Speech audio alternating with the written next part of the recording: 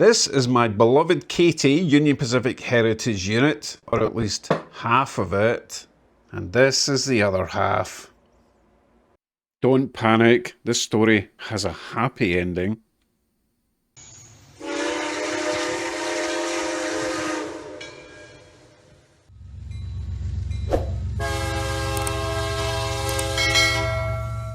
So this once gorgeous locomotive was a special Christmas gift from Michael and Roseanne, my favourite subscribers on YouTube if you're watching.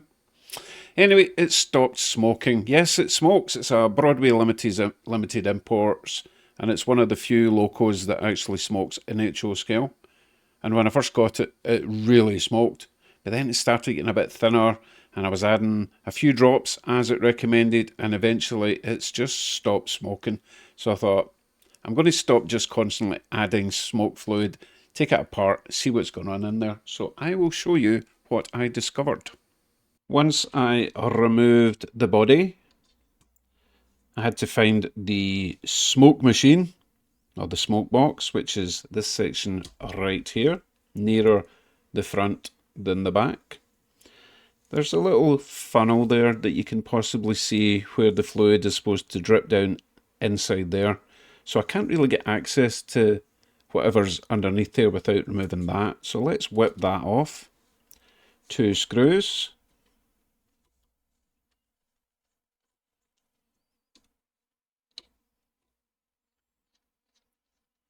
And this just prevents the fluid going all over the inside of the locomotive. It goes down that hole, okay? But we still can't get this control panel or this circuit board off without removing these 2 screws here. So I thought, well, I'm going to rip them out as well. Not rip them out, unscrew them carefully. I can see an element in through that hole, but as I say, we can't really get access yet, so I'm going to remove them. I'm not quite sure why there are 2 screws beside each other instead of like one here and one here, but hey, I didn't design it. And once we remove those little screws, we can reveal what lies beneath. And that would be, it's kind of a foam wick, if you like, down there. Okay? And there's a sort of metal shield to presumably stop it burning and catching fire.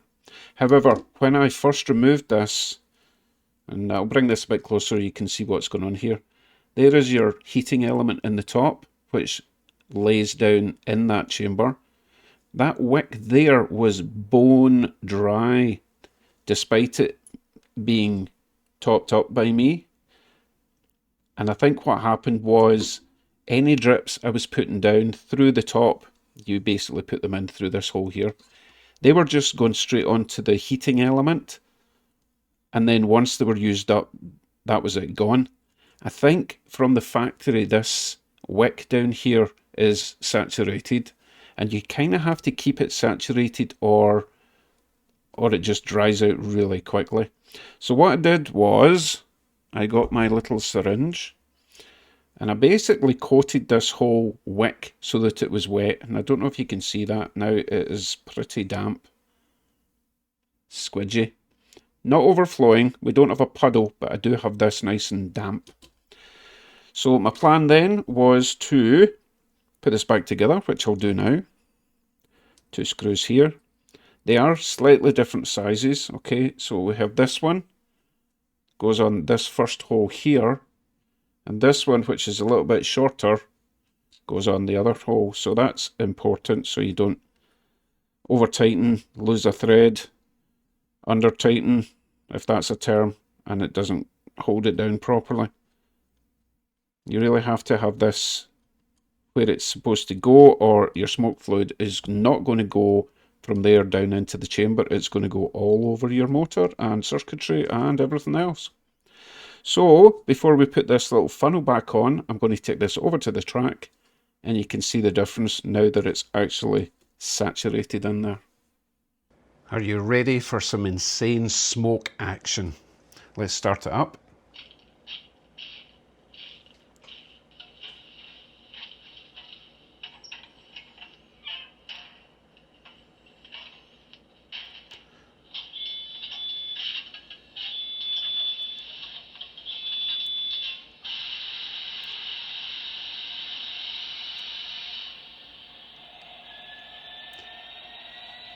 as you can see, we have quite a lot of smoke.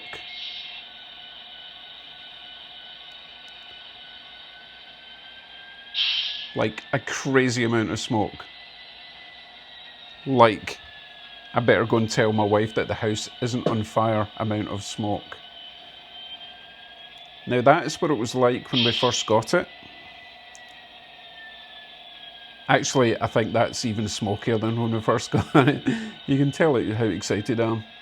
And it does smoke more the faster you go, or the higher the revs.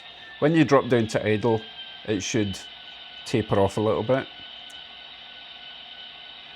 And then kind of stop when you've done words. When you get down to like notch 0 or whatever it is, the smoke goes off. It'll only start again when you start moving. Or give it a wee bit of throttle and there it goes. So I am absolutely delighted with that result. We are back to fully functioning smoke machine. I can't go over how smoky it is. Right, that's enough experimentation for now. I'll shut it down.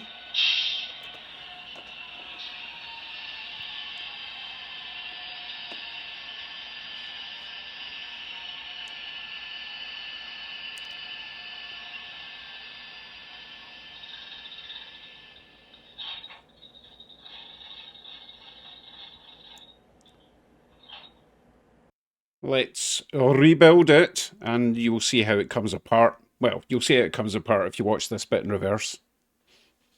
So the first thing I need to do is put the little funnel on the top. Let's just wipe that.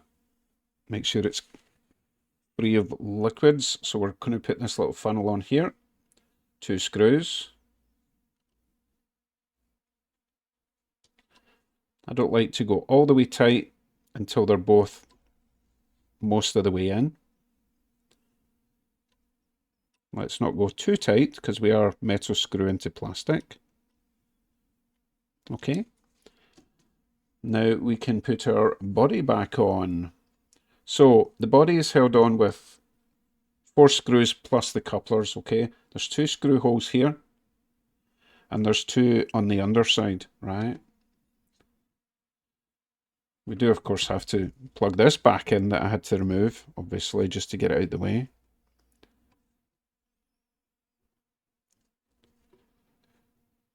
Just make sure it can only go in one way around, I believe, which would be this way.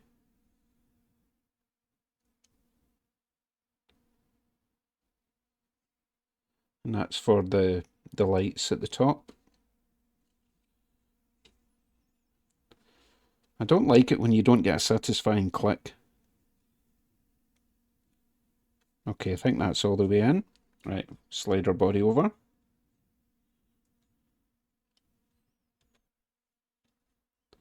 It's quite a snug fit.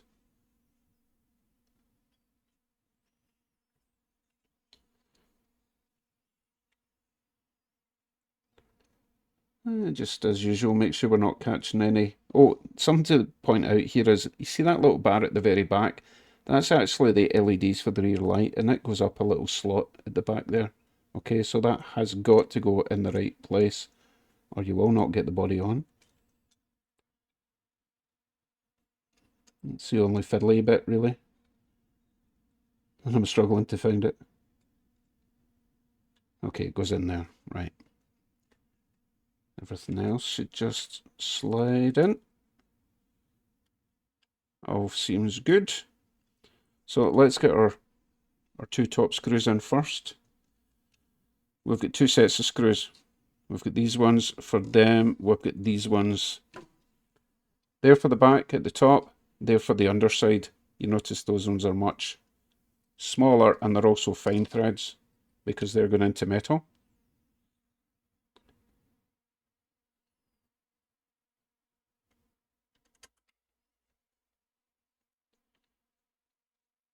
One there.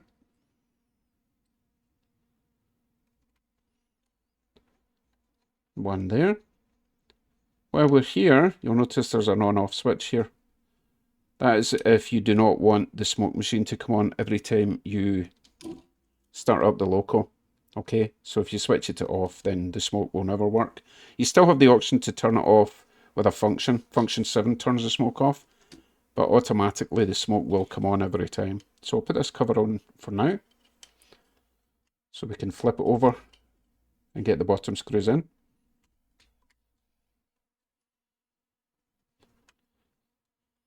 Don't worry about the horn, it's metal, it's not going to break. So our two bottom screws are one there, one there. And as I say, that's the longer screws that go in there. As usual, I've dropped one on the floor.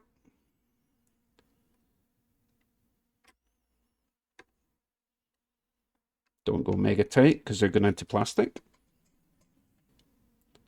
Second screw down there.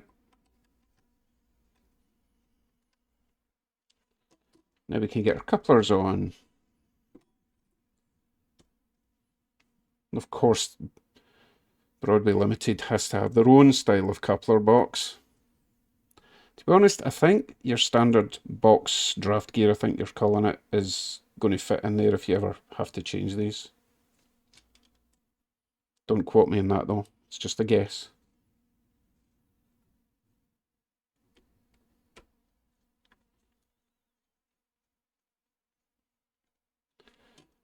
One down, just the front one to go.